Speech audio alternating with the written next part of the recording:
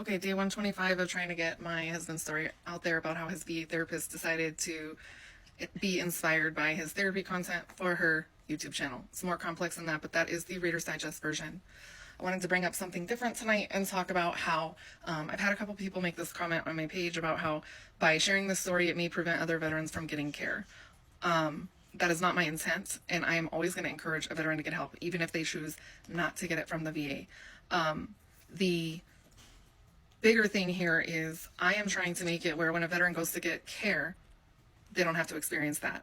The system is never going to be perfect, but as long as we don't stop issues like this now, then it's not going to get any better. And I understand that the VA is understaffed, overworked, the demand is greater than the need, but I still feel like awareness is important. I can tell you that I started off in the Phoenix VA system, and we have come a long freaking way since 2012. I'm now out of the Las Vegas system, and I've never had any issues as far as therapy goes. I've had other issues with other things, but never with therapy.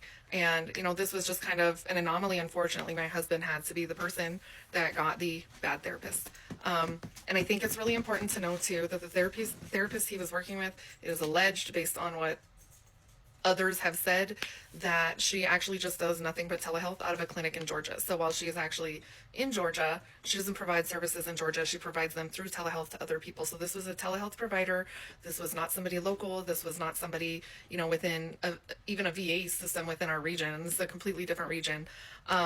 My goal in sharing this is to get her to stop treating veterans.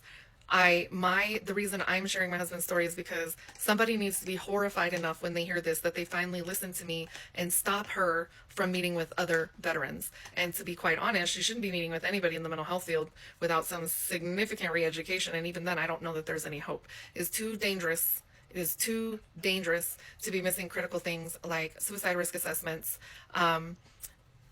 treatment programs that people may qualify for and are wanting to go to, doing trauma therapy improperly for an entire session and not pulling that person out of those emotions before releasing them into the world. It is too dangerous to be doing things like that. So my goal in all of this is to stop her from being able to treat veterans like that.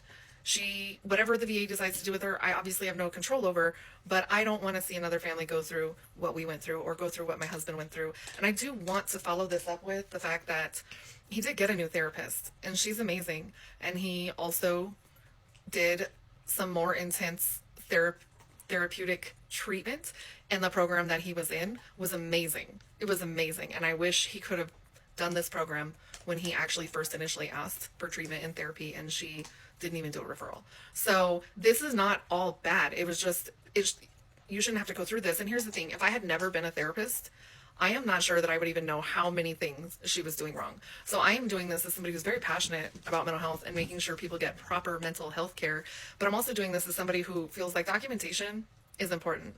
It's extremely, extremely important when it comes to therapy. It not only helps you have a nice little paper trail of services if your conditions worsen or get better or they need to justify getting you into a specific program, but it covers the clinician's ass in case something does happen to you when they're writing in their notes, I did this risk assessment. And that way they're not being blamed for doing their job improperly. So that's just my thoughts, my 2 cents. Thank you for coming to my TED Talk. And I will be back tomorrow with something else.